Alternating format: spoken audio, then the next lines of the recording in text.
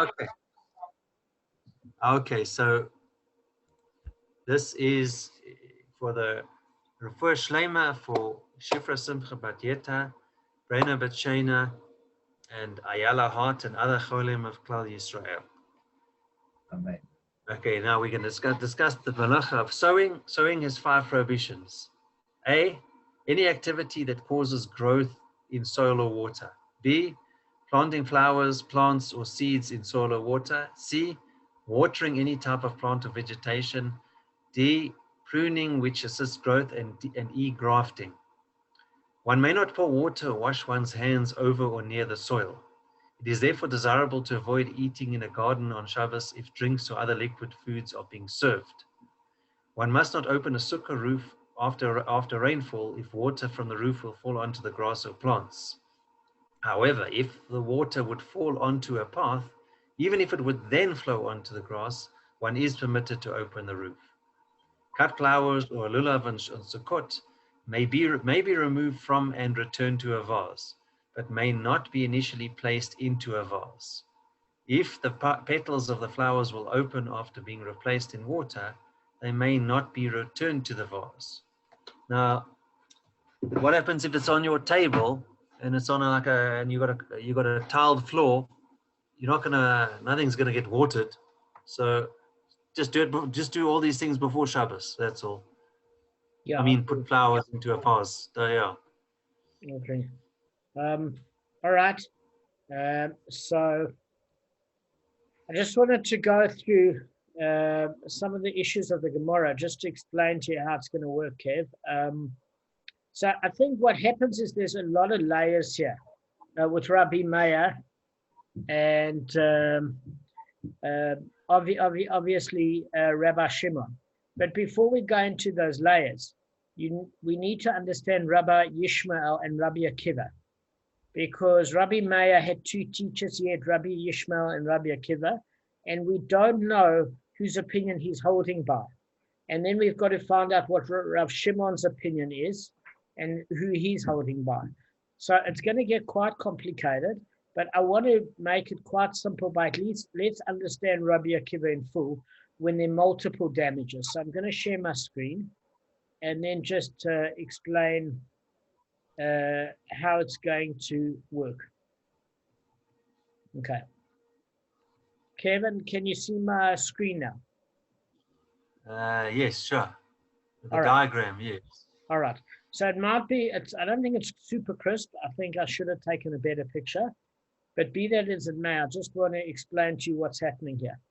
The first incident occurred in January. Okay, in January. So we said, well, how can an ox remain tam after many incidents?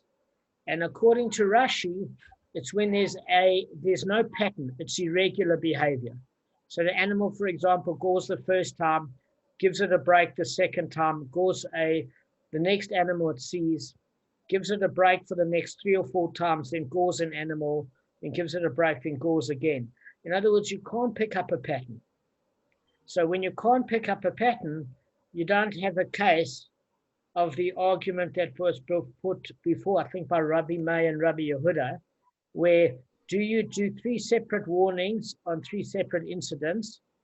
In other words, and the animal reverts to being tam after desisting from 3 incidents or over 3 different days. Remember, there was that whole duff about what constitutes a warning. Does each incident need its own warning? Can you have 3 incidents with 1 warning by the court to make it muad? So I think the simplest answer is Rashi, is the animal remains tam if there isn't a pattern to its goring, because if there's a pattern, it means it's a bad habit. And if there's no pattern, it means that you can't make the animal muad. I would still stay away from that animal if I were you, but that's a separate issue. So this is the first incident in January. I think you guys can see there's the month here, January. Kevin, can you see? Okay. So that's Jan. And what happens is you have a second incident in February and then another incident in March. Can you see that? So you've got incidents over 3 months here. I don't know if you can see. I'll zoom in close. By the same goring animal. Yes, ox. exactly. So Rabbi Akiva holds that they're partners. Who's a partner in the ox? The victim and the owner. And when do they have to sell the ox? At the time of the goring, or just after the goring. What does Rabbi Yishmael says? That they have to wait until the Beis Din paskins, and that the goring ox has to be taken to court to assess its value as the attacking ox, and that the owner of the attacking ox can pay with the body of the animal, or he can pay with the cash equivalent. But at the end of the day, he's seen as a creditor to the victim and not a partner with the victim after the trial. Okay, that's the difference between Rabbi Akiva and Rabbi Yishmael. So what we are saying here is now, according to Rabbi Akiva, the first incident occurred in January. That's the first time goring. So Gavin owns the ox. Gav, you own the ox. And you then gore Kevin. Okay, Kevin's ox. Now, your attacking ox, Kevin, Gavin's attacking ox is worth 200 zuz. That's what it says in this Mishnah, right? And the ox that was damaged and is now dead is worth 200 zuz. So how do we know that? I'm going to share my screen to prove it to you. Just give me 1 second, guys. Apologies for this. I'll tell you now how we know. Is that if we look at the Mishnah, and I'm going to share my screen, we're going to see what it says. If an ox gores 4 or 5 oxen one after another while remaining a tum, its owner pays the owner of the last of the gored oxen his half damage payment from the body of the ox that gored. The last victim is the first to be paid. Okay? Now, before we go into that whole incident, which I don't want you to go into yet, you need to just understand Rabbi Akiva. We're understanding separately why the last victim got paid first. That's a different discussion. But for now, I just want you, Kevin, to understand Rabbi Akiva. So do you see in this part where it says Rabbi Shimon says, at the bottom, the second part of the Mishnah, Rabbi Shimon says the owner of the ox that gored and the victim are both liable to pay for the damage. How so? If a tum ox worth 200 zuz gores an ox worth 200 zuz, and the carcass is worth nothing, this one, in other words, the victim, takes a manna, 100 zuz of the tum's value in payment, and this one, the owner takes a manna in its value. Okay, so far we're at that stage. So I'm going to share my other screen, and then you're going to understand. We're going to share each line of the Mishnah with each line of my diagram. Okay, so we're at the first time goring. So Gavin attacks. Gavin's ox is worth 200 zuz, as you can see here. Ox worth 200 zuz, and it is and it kills Kevin's ox worth 200 zuz, and the carcass is worth nothing. So Kevin, how much does Gavin owe you?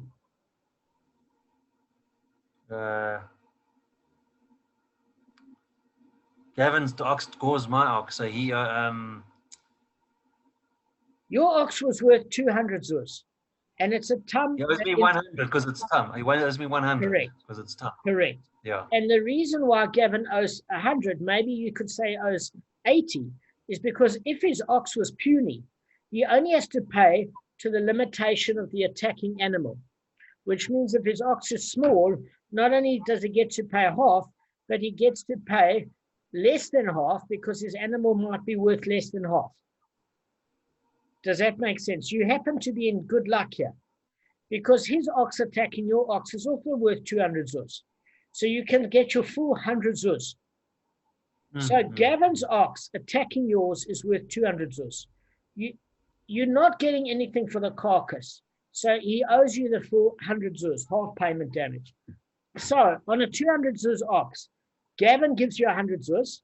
He gives 50% to you, the victim, and Gavin keeps the remainder of the 100 zuz. He's a partner in that ox with you. If his ox was only worth 100 zuz, he wouldn't be a partner. You would just take over the ox. He's only a partner if there's excess, because he's entitled to get that part of his money back. Does that make sense, Kevin? Because you're partners. There's a partnership agreement. We're only partners because there's extra on the ox. What I'm saying is, Kevin, he has to sell his ox. Yeah, in order that you get your share. But say my ox that attacked your 200 zuz ox was only worth 100 zuz. Then I just give you my ox, according to Rabbi Akiva. We learned that in the previous Gemara. I just give it to you because we're not partners. You own it. Because the damage you incurred was 100 zuz. If my ox was worth 100 zuz, there's nothing for me to partner with. You get all of it because you have to get your 100 zuz back. Your damage was 200 zuz. It's a tam ox that attacked yours, and therefore you get half, which is 100 zuz. If my ox is only worth 80 zuz, you get 80 zuz. If it's worth 100, you keep the whole ox. We're not partners then because you've got everything. It happens to be this ox that attacked yours is big. It's a 200 zuz ox. So you get your 100 zuz. Whatever's left, I'm a partner to that degree of whatever's left. So whatever amount is left, I'm partners to that extent. With the remainder, after I've paid you. Does that make sense, Kevin? Yeah. Okay, so what is it I'm saying? Because if we don't get the first part, you'll never get the second and the third and the fourth. Actually, I was actually sure. I went over it. I was at Mariv. I went there earlier. And okay, so you're saying that it's not really partner if his ox was actually worth if it was worth 100 and you gave you 100, then there's no partnership anymore. Is that what you're saying? Correct. In other words, what I'm saying is, I've got an asset, and whatever my asset is worth, the point of it is your asset is now worthless because your carcass isn't worth anything. And I cost you 200 zuz in a living, breathing ox, and now it's dead, and the carcass is worth nothing. I owe you 100 zuz because from the body of the animal because it's a tam incident. So therefore, I have to pay you that 100 zuz immediately after the incident, according to Rabbi Akiva. Now, if that's the case, then if my ox was only worth, we learned this in the previous stuff, Kev, if my ox is only worth 100 zuz and I owe you 100 zuz, I just give you the ox. You remember we learned that? I just give it to you. According to Rav Yishmael, we still have to go to trial, according to Rav Yishmael. But according to Rabbi Akiva, you get the ox. You don't have to wait till the trial. Does that make sense? Because it's only worth 100 zuz, my attacking ox. And if I owe you 100 zuz, you get to keep the ox. I'm not a partner. There's nothing left that's owed to me in order that we become partners. The only time you and I become partners, according to Rabbi Akiva, is if you owe me something in the ox, where we partners, like we're in a business venture, we have to sell the ox, and I pay you whatever I owe you, and I keep whatever's remaining. Does that make sense, Gavin? Okay, Kev, tell me, before we go to the February and March incident, tell me what you're not sure of at this point, because we can't, do you understand why I did a chart, Gav? And I linked it to each line of the Mishnah. Yeah, it makes things easier, even a simple diagram. But what I'm saying is that we're not automatically partners. We're only partners if we have to work together because I need the remainder of the money.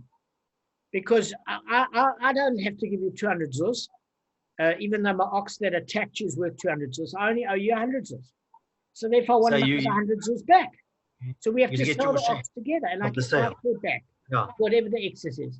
Now, if my ox is only worth 100 zuz, and I cost your 200 zuz ox to die, and I only owe you 100 zuz because it's a tam incident, I give you my ox. There's nothing to talk about. There's no partnership. You keep it.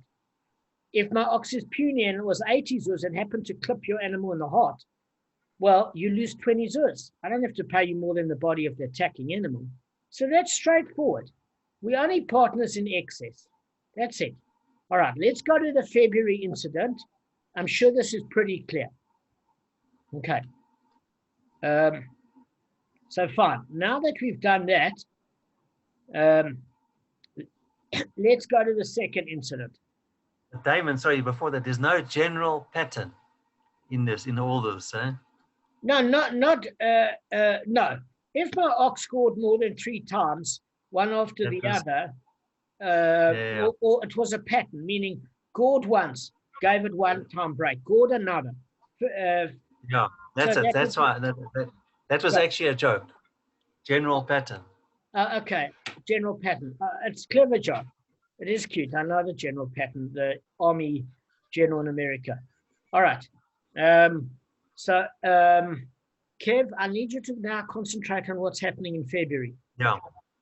Okay, it's going to get harder now. Yeah. So you now a 50% partner in my ox. Okay? You own 100 zuz of my ox, and I own 100 zuz of my ox. Does that make sense? Mm. Now, there's a problem. The ox damages again. Okay? Now, according to Rabbi Akiva, it doesn't matter about this issue, Gavin, of custodianship. That's only according to Rabbi Ishmael. According to Rabbi Akiva, whether Kevin as the first victim, once he kidnapped the ox, are you with me, and was going to give Gavin his 50% share, whether he let his ox attack my ox, or whether Gavin still has ownership and they're going to sell it and his ox attacked my ox, it doesn't matter who the custodian is according to Rabbi Akiva. They're partners. So you and Kevin are partners. And my ox that was dead now, as the second victim, is also worth 200 zuz. So look here, I've got something here, and it says, look here, Kev, all oxen dead worth 200 zuz down the line by the attacking ox of 200 zuz. The carcass is worth nothing. So in all the cases of the Mishnah, it's saying, right, from a theory point of view, if the attacking ox is the same ox, it's worth 200 zuz. The victim in this case, each of these victims have an ox that's worth 200 zuz that are dead. Each of these victims. And the carcass is worth nothing. The reason why it has a fictitious case like this is to prove the concept and the theory and the principles. That's why it has to set it up like this. Because if one doesn't understand... Very complicated if all the figures... Sorry, it would be very complicated if all the figures were different. Exactly, Gavin. Exactly, Gavin hit the nail on the head. It has to be homogeneous. The playing field has to be equal in order to teach the principles so that you don't get confused by the numbers. So, Kevin, Gavin's ox killed your ox. Okay? His ox was worth 200 zuz. It was a first-time incident, and it killed yours worth 200 zuz. He owes you 100 zuz because your carcass isn't worth any money. And since he owes you 100 zuz on the 200 zuz ox, you get 50% of the ox, and Gavin gets his 50% excess back. Does that make sense? Mm. Okay. So since that is the case, now we're coming to the second incident, and that incident is if there's a second victim. Kevin, you were the first victim as owner of the dead ox. Now I'm the second victim as the owner of the dead ox. Now, according to Rabbi Akiva, I'm holding you and Gavin both responsible because you partners in the ox. You partners. So I don't care whether the ox was in your custody and you should have looked after it or Gavin. I don't actually care. I'm not holding according to Rabbi Ishmael in this example. We're holding according to Rabbi Akiva. And since if you both owned, for example, say, for example, you both owned an item that injured me, I would sue both of you. I'd want the money. I don't care how I got paid. I just know if you were both owning an asset and it damaged me, you both owe me money. You don't owe me double. I just want, amongst yourselves, you each owe me 50% of the damage. That's what we're saying here. Okay? So let me explain to you how it works that you owe me 50% of the damage. Kevin, can you see the chart? Yeah. I'm the second victim. My ox was worth 200 zuz, and my ox that was worth 200 zuz is now dead. You owe me 100 zuz. So who are the two people that own the ox? It's you and Gavin. So you both owe me 50 zuz. Does that make sense, Kevin? Because it's half damages because it's time. It's 100 divided by 2 is 50. Yeah, you both owners. You owe me 100 zuz, which is a half payment damage for my 200 zuz dead animal. I want 50 zuz from you, Kevin, because you're the first victim, and 50 zuz from Gavin. Now, if you want to say, but you're still a victim, well, you should have looked after the ox better, or you should have made sure Gavin looked after the ox better. You got paid by Gavin. Why shouldn't I be paid from you and Gavin? Just like you were paid, it's now your responsibility as a partner to look after the ox along with Gavin. So therefore, you both owe me 50 zuz each. Now I'm a 50% stakeholder because I own half the animal. No pun intended with the word stake. And Gavin is now 25% partner and Kevin is a 25% partner. And I'm a 50% partner. Why is my reduction? Why have I not reduced my ownership from 50%? Because my ox hasn't damaged yet anybody. So I don't have to pay any amount out. In fact, I should get the full 200 zuz. It's only because it's Tam that I'm getting 100 zuz back. I would like 200 zuz, but I can't. I'm going to have to settle from 50 zuz from each of you. But that removes your stakeholding to 25% respectively each. And now I'm a 50% shareholder and you're both a 25% shareholder each. Does that make sense, Kevin? Any questions before we move on? And in fact, okay, sorry, carry on, yeah. They fact, had possession of the ox. Instead of they could have sold it. I mean, originally the January case could have sold it, and then they wouldn't have had this problem and could have taken the money instead of holding on to the thing. So that's why it's that both partners are liable for damages that it does in February. Absolutely. I don't care.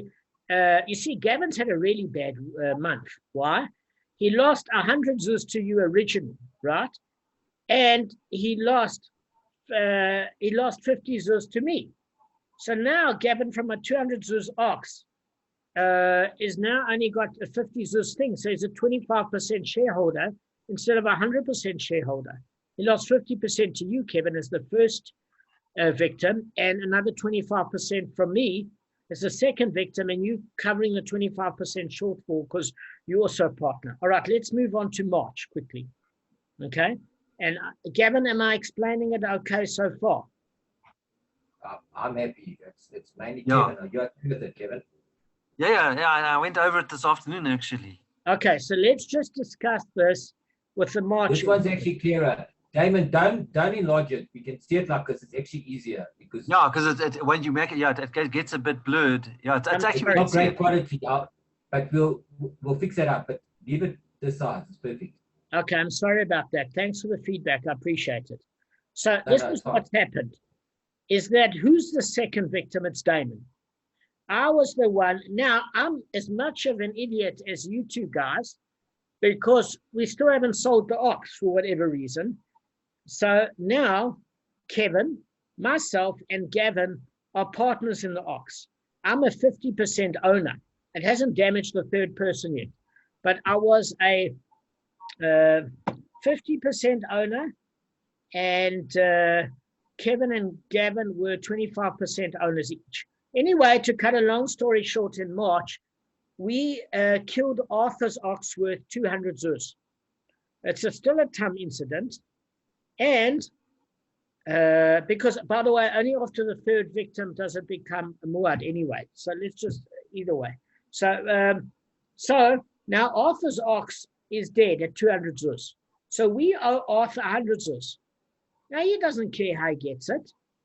So we don't split the partnership into 33% each because that's not an accurate math. Why? Because I was the last one to be a 50% stakeholder. Okay, so 50 zuz to Arthur has to come from me, Kevin. And 25 zuz has to come from you, Kevin, and 25 zuz from Gavin. So 25 from Gavin, 25 from Kevin, and 50 from me gives Arthur his 100 zuz.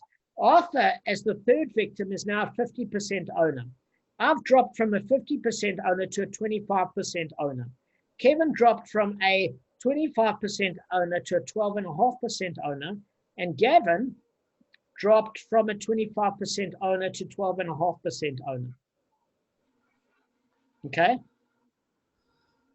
Does that make sense? So Yeah. Gavin is the original owner, paid 100 zuz to the first victim being Kevin, and lost 50% of his share. And then he paid 50 zuz to the second victim being me, and he lost another 25% of his share because he had to pay me 50 zuz. And Kevin had to pay me 50 zuz. Then Gavin lost another 12.5% of his shares because he had to give 25 zuz towards Arthur's damage. Kevin had to give 25 zuz towards Arthur's damage. They lost 12.5% each. And I lost my 50% ownership by having to give 50%. I had to give, 50 zuz to Arthur. So I've lost half my value at 50% and now only own 25% of the animal. So again, Arthur, as the last victim, owns 50% of the animal. I own 25%. Kevin owns 12.5%, and Gavin owns 12.5%. Okay. So the very first person that gets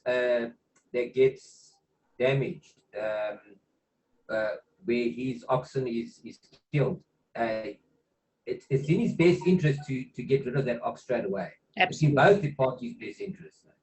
Absolutely.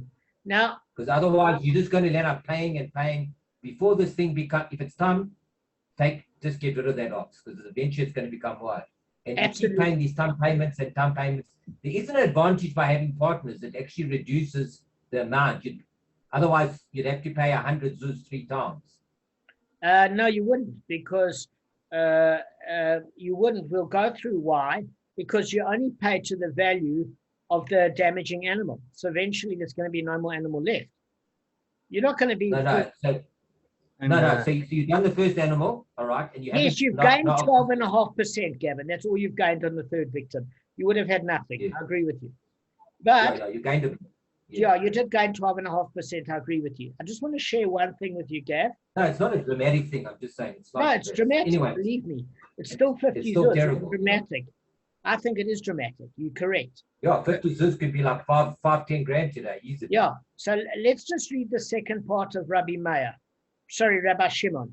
So this is exactly the diagram that I did, followed Rabbi Akiva's opinion exactly. So in other words, let's just take it from the top and then we're done for the dance. Rabbi Shimon says the owner of the ox had gored and the victim are both liable to pay for the damage. How so? If a tum ox worth 200 zuz gores an ox worth 200 zuz, and the carcass is worth nothing, this one, the victim takes a manner, which is 100 zuz, of the tum's value in payment. And this one, the owner, takes a manner of its value because there's excess money, guys. So if the ox gores again, another ox worth 200 zuz, the owner of the last ox gore takes a manner of the tum's value, and those preceding him, which is the owner of the tum, which would be Gavin and Kevin, who's the first victim, this one takes 50 zuz and that one takes 50 zuz to give me my 100. Now, if the ox gores again worth another ox worth 200 zuz, which is Arthur's ox, the owner of the last gored ox takes a manner, so and the one preceding him, the second to last, takes 50 zuz. And the first two, the owner of the tum and the first victim, take a dinar of gold each. So each successive victim becomes a bearer of responsibility for further gorings. And each one must pay a portion of the new claims. Does that make sense, guys? Yeah. Evan, you're right. Yeah, I'm just trying, okay, so the... So the owner of the last ox takes a manner. So Arthur's ox is 200 zuz is dead. He needs 100 zuz. Okay. So the second to last victim, which is me, I had 100 zuz that I got from Kevin. I have to give now 50% of it away to Arthur. And then Kevin has to make up 25%, 25 zuz, which is 12.5% stake. And Gavin has to make up the 12.5% stake. I'm just going to share the chart again, Kevin, and then we'll end. Okay? Yeah. Well, but why? I don't want to ask you a question about the money. Okay. Okay, little after the okay, yeah, that explains what you wrote. You drew it very well. It explains it very well. This diagram. Thanks, mate. Yeah, it's just basically we share in the obligation, but the reason I'm paying more than you and Gavin is because I was the last one to get the major share of the animal because I was the second to last one that was damaged. So the more the more further down the trough you are, the less of the animal you own and the less you have to pay. That's okay. Yeah, but you would have paid previously anyway, so you've already paid that. Yeah, you actually paid more at the end than the last car because you've been paying all the time. Smaller and smaller increments, but it's still being paid. Yeah. Yeah, I agree, but it's fair, Gavin. It is fair. It's fair. Is it possible? I think it's very fair this way. Is it possible that eventually one of the shareholders is going to be out of pocket and he'll be can be, or once the money runs out, let's say it keeps on eventually keeps on going and going, no one's the shareholders won't have much of a share left and they'll have to pay. No, they don't have to pay out of their own pocket if it's time. Okay. It's to the extent of whatever the animal is worth. Maybe the fourth victim, there'll be no money left, or maybe there'll only be 50 zuz or 60 zuz left for the fourth victim. I don't know. Eventually, you're going to run out of oxput. No, but it becomes wide as well. At the fourth time, it's going to become wide. So Gavin, it won't according to Rashi if there's not a habitual pattern. So that's just one thing we have to bear in mind. So in other words, between these fourth victims, you can't establish a pattern. It wasn't 4 in a row. And it wasn't habitual where gored one took one as a break, gored